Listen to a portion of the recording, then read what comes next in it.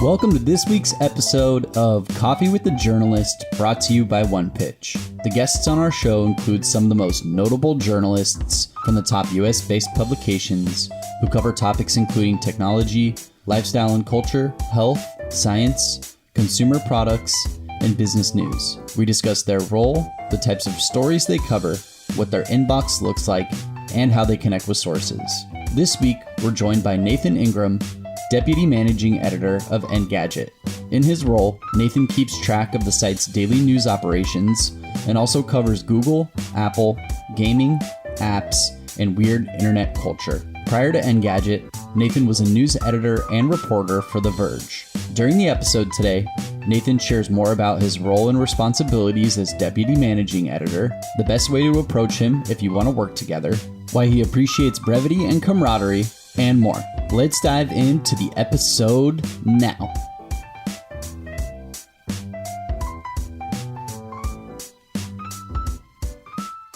Welcome, everybody. This is Coffee with the Journalist. I'm Beck Bamberger, founder of BAM, the agency that works with all venture-backed technology companies doing crazy things like building robotics that take you across Egypt. I don't know, weird stuff.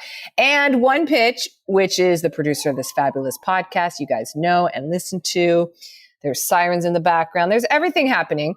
And today with us, we are so lucky. We have Nathan Ingraham here, Deputy Managing Editor over at Engadget, which we'll chat all about. Nathan, thank you for being here. You're welcome. Nice to talk to you, Beck. What are you drinking? Actually, just sparkling water at the moment because it's kind of late afternoon for me and late afternoon for you, so I imagine no coffee. That's right. Although I will plug one of my favorite spots, Function in Philadelphia near the Italian market. Very good if you're in the neighborhood. Okay, coffee. I am one of those people that before I land in whatever city I'm going to, I immediately check and go, okay, local coffee shops. I check if there's a blue bottle. Okay, where's the blue bottle in relation to where I'm staying? Is it walkable? If there's no blue bottle, okay, where else am I going to go? I mean, I have to scope it out. We have a pretty good coffee culture here, I would say, all over the city. Yes. In all different neighborhoods. I'm kind of obsessed with just trying as many shops as I can get to, but Function does really, they do unique recipes. Like they have an orange creamsicle latte for the summer, which is like, real good. Where coffee meets science, it says on their website. Lab Lines Coffee. Okay, well, this is not a coffee show, so we're gonna keep moving along here. Sounds good. But I'm bookmarking this. Okay, next trip to Philly. Amazing. Oh, and they have press. Look at them. They get media coverage. They did a lot of baking during the pandemic. They kind of like pivoted to like doing a lot of baked goods so they could have takeout and stuff. You can go on their website and shop coffee or bread. Amazing. This might have just turned into a coffee podcast. Okay, let's focus. Yep. Nathan. All right. Yes. First, for those who are maybe not familiar, let's do two things. One, how would you describe Engadget for those who maybe don't know? And then also more your role, because a lot of times we have reporters on here or maybe an editor, but you have a little fancier bit of a title, which is Deputy Managing Editor. So let's start with Engadget. Yeah, so Engadget's been around for about 15 years. One of the kind of originators of technology blogging back when like cell phones were new and exciting and like the computer industry was changing constantly. Yeah. And we've evolved from the sort of bloggy roots to being a site that covers basically however technology touches, culture and society. So we're still very product focused in that way. We still write about the things you should and shouldn't buy and what's good and what the big companies are doing. But we also try to do zoom out and do bigger picture stories on, how tech is impacting different parts of your daily life. So be that economics or politics or, obviously we do gaming. And so, there's a lot of sites that are doing stuff like that, but we've got a really long history in that business, which is nice. Yeah, they are definitely the originators on all things tech. And then tell us a little bit more on your function. Yep. So Deputy Managing Editor is a fancy title that means my responsibilities cover our sort of short form news coverage primarily, which is the sort of bread and butter. News comes up. We want to get on the site quickly, ideally within the hour, sometimes within 10 minutes. So kind of the short, fast turnaround, 300 to 500 word stories. I do a lot of looking for that news. I vet it with other editors. I assign it to the right writers. I help them get the post at the door. Someone once said that I had a hand in a quarter of their work. Basically, they write most of the news posts. And you sort of get partial credit for everything I publish. When I'm not doing that, I still do reporting and editing and writing when I can. So it's really like a balancing act of like what's going on a given day. That depends on what I can do. Yeah, you had this iPad piece that you came out, YouTube. You're still talking about Microsoft, IKEA. Oh, look at them building these speakers, wall art. Wow, yeah, lots of fun stuff. I do a lot of speaker stuff lately. It's kind of like a personal interest thing, but I also write a lot of, coverage of Google and Apple and kind of weird internet stuff. Occasionally, I like to dabble in games. I don't have like a single heartbeat, which is kind of fun. I kind of need to know. Nice. I try to stay on top of everything as much as you can. I mean, again, everyone's got little blind spots because there's so much happening. It's hard to see it all, but Yeah. So how's your inbox? Oh boy. Honestly, my inbox is a super challenge. Just generally speaking, I cleared it a little while ago and I've got 164 things in it unread right now. How long was a little while ago? Like yesterday? A couple hours ago. Oh my God, a couple hours ago? And it's back to 160. Yeah, it looks like from 9 to 10, I got like 20 emails maybe that are still in my inbox. Oh, no. Yeah. And some of those are, stuff from our parent company and a few internal things, but there's, I know you work with PR, so like there's a ton of pitches here. Yeah. Well, that's the focus of this show is like, okay, how crazy is it with pitches and what do you do about that? Because how do you keep up? And I know just everyone on Twitter right now, especially, is just saying like, oh my God, funding announcements are off the charts. Mm-hmm. Everyone's raising it's a crazy time in tech. So what's maybe the ratio of pitches you get? Like in terms of stuff we would cover versus not? Yeah. Oh God, it's out of whack. Unfortunately, not. I don't ever put any company or person on blast because I understand everybody's got to get their job done. But the percentage of stuff that I get that isn't really relevant is very, very high. So of those 150, like I'll probably just go through and get rid of 75% right off the bat. Oh, yeah, it's tough. But I'll say like the thing that works best for me is when I can build a relationship with somebody. And that happens when they know what we cover as a site. I don't expect someone to know exactly what I cover, but I want to get the sense that they've looked at the website before they send the pitch. And if they do, I'll always, say, hey, like, let me check this out. Or I'll say, I like to get to a point with someone where I can say, look, I might not respond to everything you send, but I want you to know that if you send it, I'll at least take a look. And when I have the bandwidth or interest, I will definitely get back to you on it. Mm-hmm. Ooh, and now, do you have a filing system of sort, flagging, coloring system? No, or you let it ride? Like how? I wish I did. So I'm not one of those people who ever gets to 10,000 unread. Like that, I can't do. So I try to make sure at least every week I get it mostly clear. But yeah, I mean, for a while I used different labels in Gmail, or it's a Google Doc, a Google based system. But I found that I don't really use them much, so I just rely on search. And there's a couple of things where I'm like, okay, if I know I need to get back to this, I'll flag it or start or whatever. But my system is pretty unsophisticated, I would have to say. Yeah, a lot of people though that I talk to on here use the inbox purely as a search function. Yep. So they'll just punch in, oh yeah, what was that crypto dog thing? Oh, they punch it in, it pulls up from 4.5 months ago. And then they do reach back out.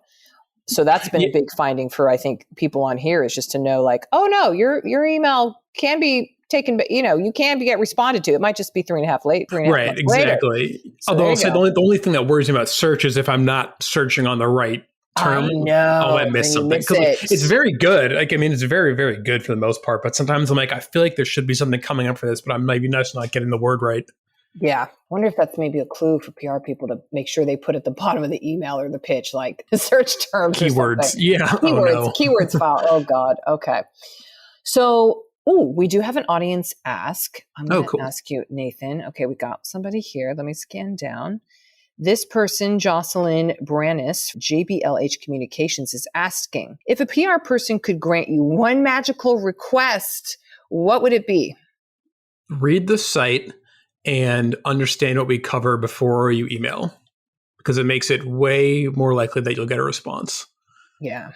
But I just want to get a sense of knowing that we're going to both get some value out of the time spent in the interaction, if you know what I mean. Mm-hmm. For example, I still get, this is funny, back when I was at The Verge, for a little while, I wrote a few music related things. We kind of covered whatever we felt like. And so I wrote a few top songs we're listening to this week, kind of little short things.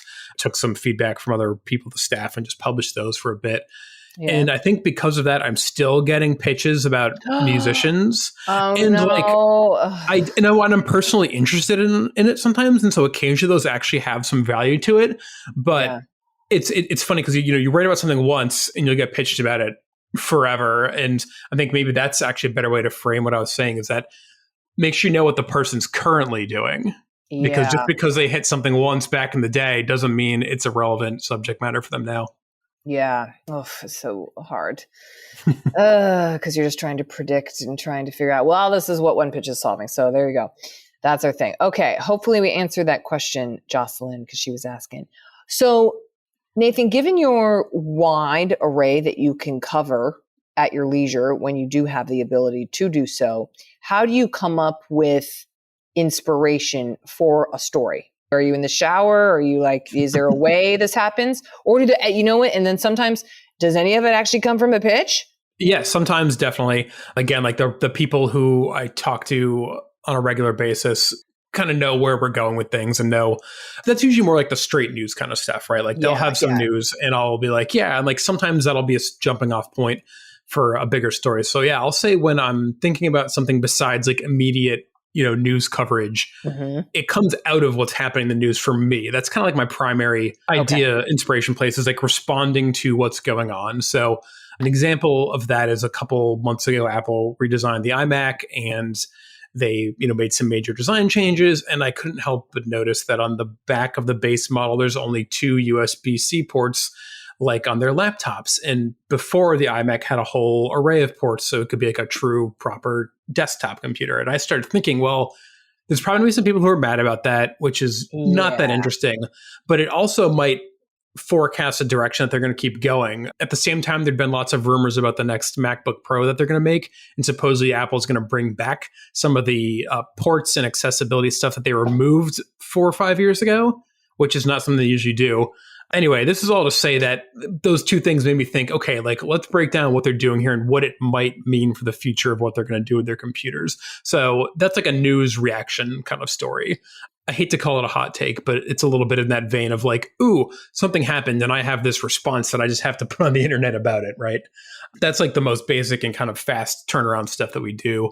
And that I like to do is just being plugged into what's happening in the news cycle and finding stuff where I know that part of the industry well enough to just quickly like, okay, what's my like reaction to what's going on here? Is that reaction worth sharing? Like, let's workshop it and say, right, it's not just blast off the first thing that comes to your mind. It's to put that idea through at least a little bit of rigor and, vetting with some other editors. And then they say, yeah, you've got something here. And, another example that recently was Google was going to make some changes to how it handled third-party cookies. It was going to stop allowing them and use its own kind of new technology to do that, to offer similar ways to see what people are browsing without being as invasive and following them around the internet.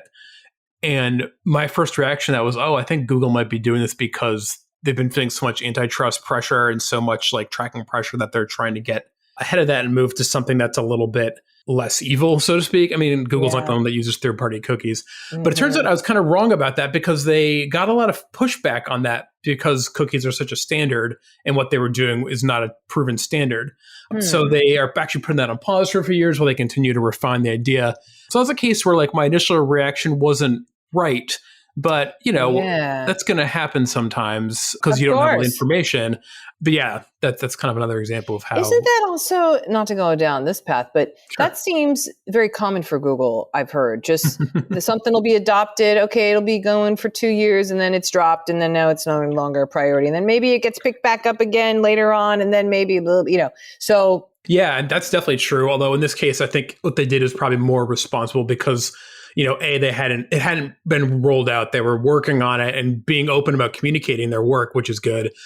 And they clearly took the reactions to heart and then said, okay, we're going to pump the brakes on this and think about it more before making the change. So in this case, I'd say they did the right thing.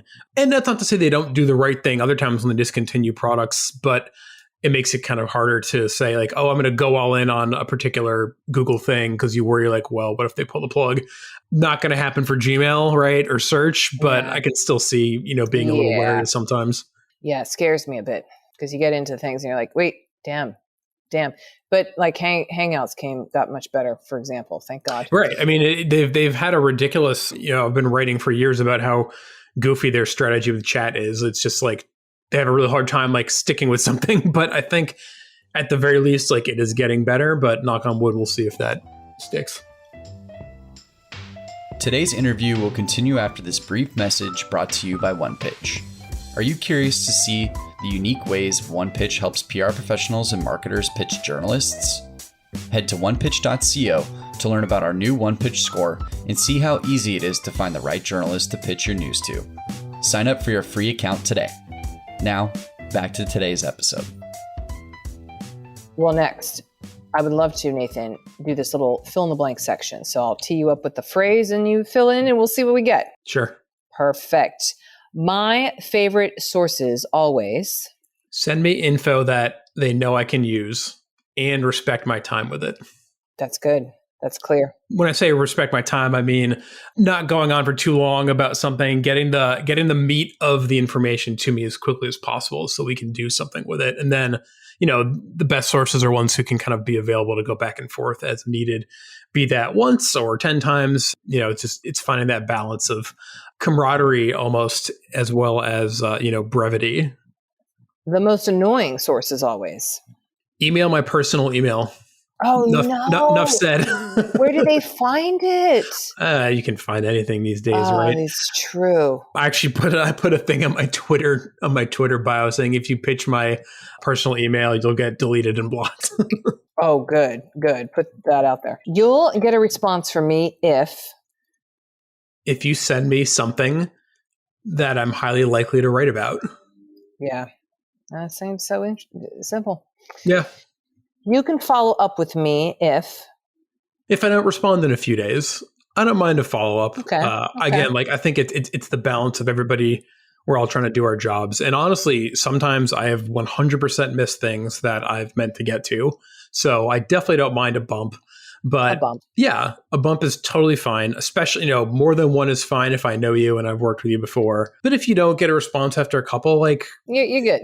Yeah, and I'd prefer to like not respond than to like respond and be a jerk about it. To be honest, some people just like responding, not interested. Yeah. Yeah.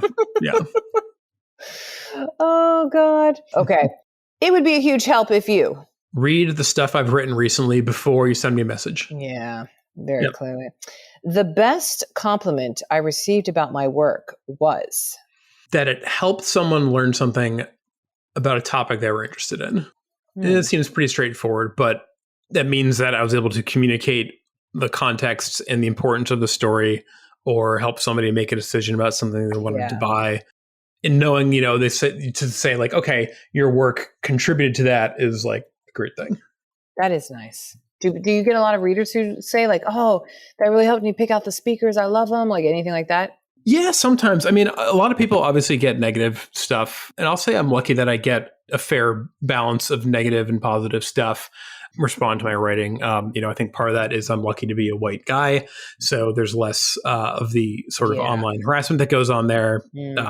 But yeah, no, I mean, a lot of times you'll see maybe people are in comments that they can be, critical or sharp, but I'm like, oh, you've actually got a good point there too. So I'll take that under consideration. But yeah, just as often, I feel like people are pretty complimentary about what we put out there. That's nice. It's good to hear, especially in this era of cancel culture and all this crap. Okay. The last best thing I ate or cooked was? I had this pizza up in upstate New York. Town is slipping my mind. I was just there a couple weeks ago. This place, Ollie's Pizza, though, man, they just very simple, but like really nice, like Neapolitan crust, like stone fired up. And a good pizza is basically one of my favorite things. And I kind of treat it very religiously. I grew up in Connecticut where there's a fairly good spread of pizza. And then I lived in some cities where there wasn't such good pizza, San Francisco.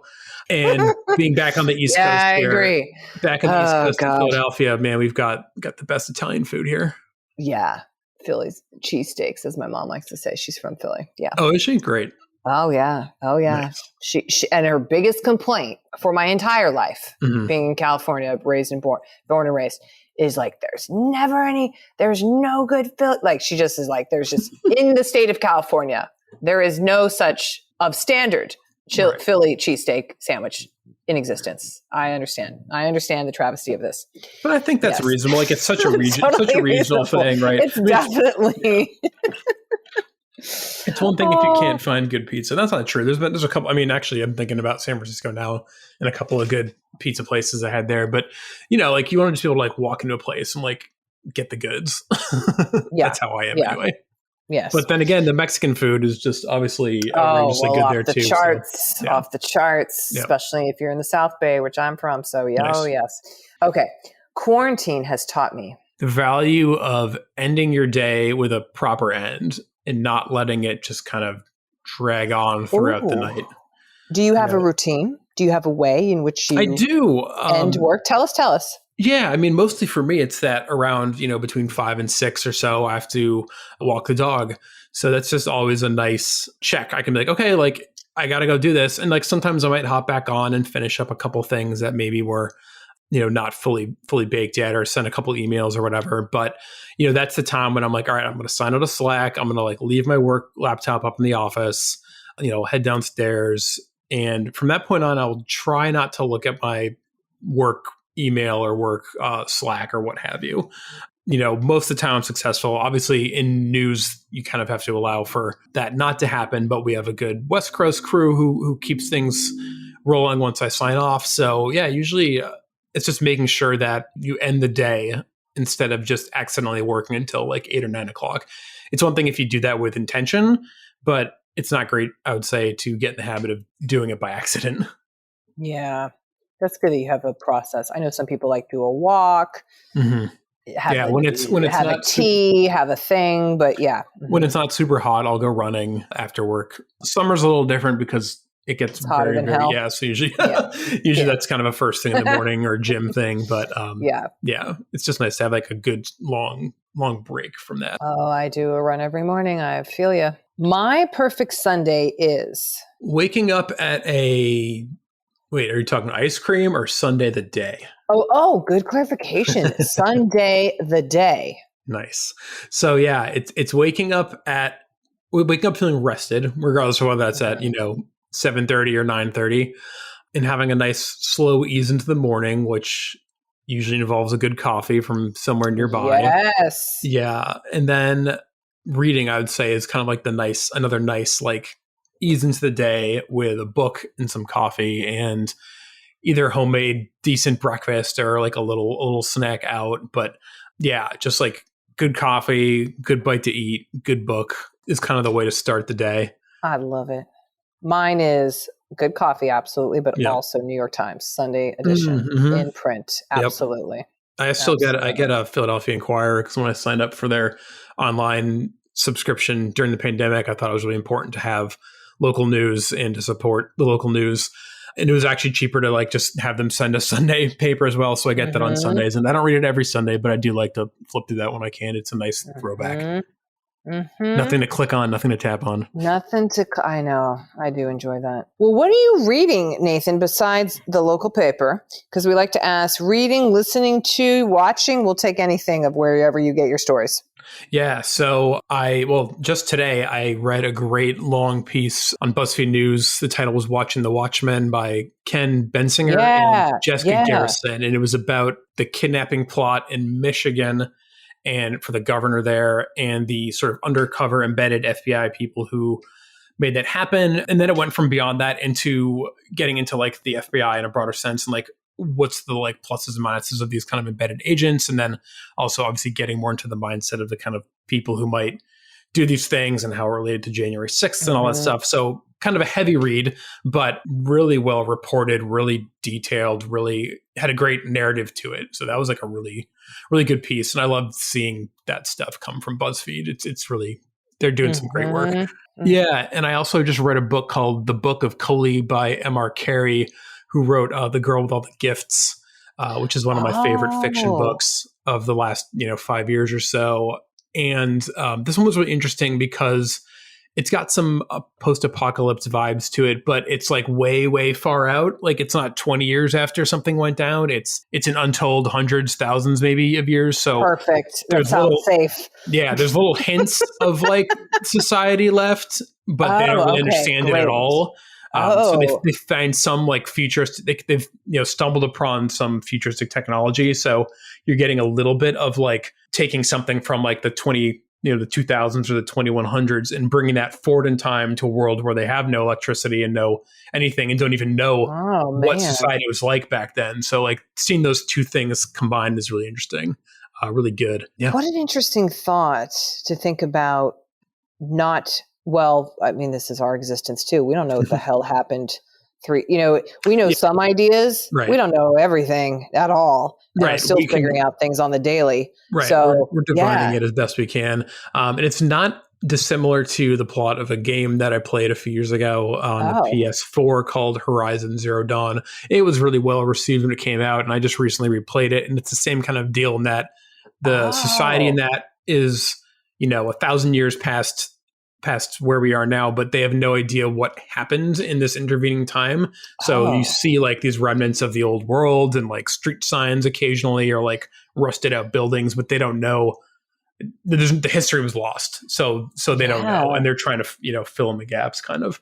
And that's really interesting to me, versus like, if there was an apocalypse today, God forbid, there'd be people who survived 20 years and could say, back in the day we had a president and a government, and these were cars, and this was a computer, and but all that stuff lost to memory is like a really interesting thought. God. Ooh, interesting. I love some good sci-fi. Yeah, this is good sci-fi. Man. Oh, I'm reading right now Andy Weir's Hail Mary. The new one. How is it? Yes. I like it. No, I like it. I like it. He just can be a bit cheeseball. Sure. Trying a little too much. He wrote The Martian, which is fantastic. And so it has a little bit of that, but man, can that guy articulate complicated. I have no idea what this guy's scientific background is, because he clearly is dialed in. Yep. I have no way to verify all the things he's saying, but it's enjoyable. It's fascinating to listen to. I do enjoy that. And it's good as a listen. So I'm listening to it. Oh, nice. Yeah. I just recently rewatched the movie of The Martian, which is one of those rare cases when, like, I think, all credit to Andy Weir for making such a great story. But seeing it come alive just like takes it to another level, I think, because it feels so real. And, it just makes you think about the possibilities of space travel like that, and how wild it could be, and how interesting. And well, speaking of, we're recording this on the day that Bezos just went into space and came back, I guess, in one piece. He did. There you go. Yep. I was kind of nervous. I was like, oh God, the PR on that would be horrible. Yeah. Good luck with that one. God. Yeah. Anyway, he's back. So speaking of space travel, feasible. We're getting there. Nathan, now totally on a different topic. Yes. Not the future of the world, but what's the future of journalism look like, would you say? That's a hot topic these days, as always, I suppose. Absolutely. And I think when you ask me that, the first thing I think about is how a non-substantial amount of writers from large, well-respected publications are striking out on their own a bit, right? I'm friends with Casey Newton, who was a editor at The Verge for a good longer than I worked there, but we worked together for a while. And he recently left to do his own newsletter. And he had been doing a newsletter there for a good couple of years. So he had like the audience, he had the format, but nonetheless, he's one of a number of people who are moving away from having the sort of support and resources that a full like newsroom offers, which is interesting, because he still can find scoops and break news. But the question is it going to be, when you're a one-man operation, when does it become too much, or when you're not able to like get the story that you want to get while still maintaining this, ongoing daily newsletter? It's just really interesting. But less, I think that certain people will certainly be able to make that work. And I think he's doing a great job with it so far. So is Charlie Warzel from New York Times. His newsletter is also great. But the problem that I have is that I can't pay all the writers that I like $10 a month for their work. As horrible as that sounds, I have to pick, right? I can afford to subscribe to X number of these a month. The number will be different for everybody. But at a certain point, if my budget for news is $200 or $500 or whatever it is, I'm going to hit it while I also still need to subscribe to the Times and the Inquirer and like so on and so forth. And this is like just an ongoing question. It's this is what we've been talking about. I talk about this every single one of these podcasts of just like, what is your monthly budget going to be? $500 a month just to get all the subscriptions you want and your Apple Plus and your whatever Plus and your Paramount Plus. Is it's just like, oh my God. It's an extension of, having 17 good streaming services, all with different stuff that one wants to watch. I mean, we're basically back in the world of cable again, right? Where cable just bundled it all together, right? Eventually, like, what will someone just be like, for $100 a month, you get, 5 of these It'll things, have right? to. Yeah. It'll have to, in my opinion, because how can the consumer sustain that? Right. And I mean, like, some people can like, okay, I'm going to sign up for Disney when The Mandalorian comes out and I'm going to watch that and then cancel it and then resubscribe. But like, no normal person wants to juggle stuff. No one wants to deal with that. Yep. No, exactly. Not exactly. Oh man. I'm kind of waiting to see who's going to I guess that or whatever. Yeah. But to answer your question about the future of journalism, it's probably going to be somewhere in between the lone wolf newsletter style and then like the old school newsroom. I mean, I know that Casey and Charlie and a few other people have sort of, not necessarily collaboration, but there's like a loose network of people there who, I think if you sign up to any one of their newsletters, you got access to a Discord, for example, where like all of those writers were in it and like engaging with their community and that sort of thing. And, it makes you wonder, like, will these people, I don't think they're going to properly form like their own news organization necessarily, but they might share resources somehow, or interesting. Kind of like podcast networks developed, right? Where it used to be like so and so was doing a podcast, and then it made sense for a company to manage a number of these things, and they can start sharing resources and that sort of thing while maintaining their distinct identities. Whew, I don't know. We're gonna see. I guess we're gonna see. Oh my gosh. Well, we've come to probably my favorite part, Nathan, which is the Mad Lib. And nice. I will tee you up with the word, and then we will see what we fill out when we get to the end of this thing. Are you ready? I am as ready as I can be. That's the right answer. Okay, what's an emotion? Stress.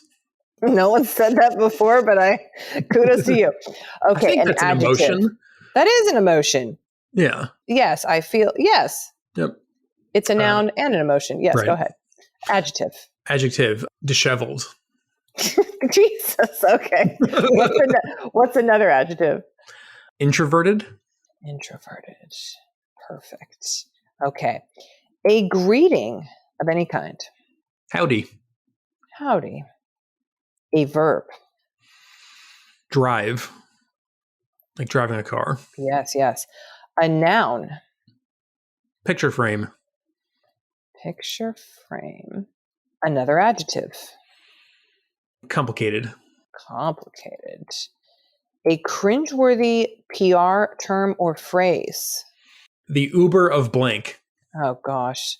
The Uber of blank. Are people still saying that? Not so much. Yeah, it's more like it's like kind of a crypto. I'd say is probably another one. It's like we're the Bitcoin crypto, of we're the Bitcoin of part of a pitch. The email signature. Okay, email signature. Okay, and a length of time. 18 hours. 18 hours. A person, preferably alive. Jeff Bezos. Hey, there you go. Timely. Very. And an emotion. Joyful. Okay, are you ready? Yes, let's hear it. Here we go. Okay. When I think of the future of journalism, I feel stressed. The pitches I receive have gone from disheveled to introverted. If I receive a pitch that starts with howdy, I drive. When I write stories on picture frames, I get complicated. My favorite pitches include the Uber of blank and very specific email signatures. I normally take around 18 hours to respond to my emails, but if it's Jeff Bezos, I will respond immediately. If you do get a response back from me, you should know that I'm very joyful for you. That's pretty good, actually. That was a good one. Although I'm just going to point out that I'm not in Jeff Bezos' pocket. Although he doesn't actually run Amazon anymore. So That's true. He does run the You Washington never know Post. what can happen. You never know what can happen. It could happen. I guess I'd just say he owns the Washington Post. He doesn't run it. He, yes, owns, but I don't know what his now extracurriculars are going to be post Amazon. Anyway. Yeah. Nathan, thank you so much for this. Absolutely. Had a good time. Fun. We had a good time. Yep. We learned about Engadget. We learned about a fabulous new coffee place, which I'll definitely have to go to. So I'm excited about that. And thanks for the sci-fi recommendations and everything else, of course. Yeah, it was great to talk to you. Thanks so much. So fun. Thanks so much. We'll chat with you soon. All right. Bye-bye.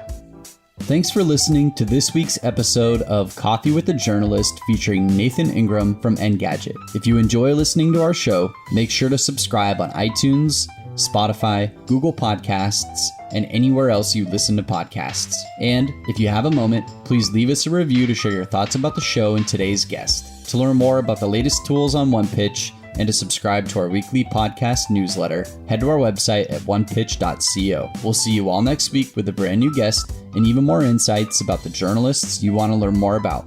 Until then, start great stories.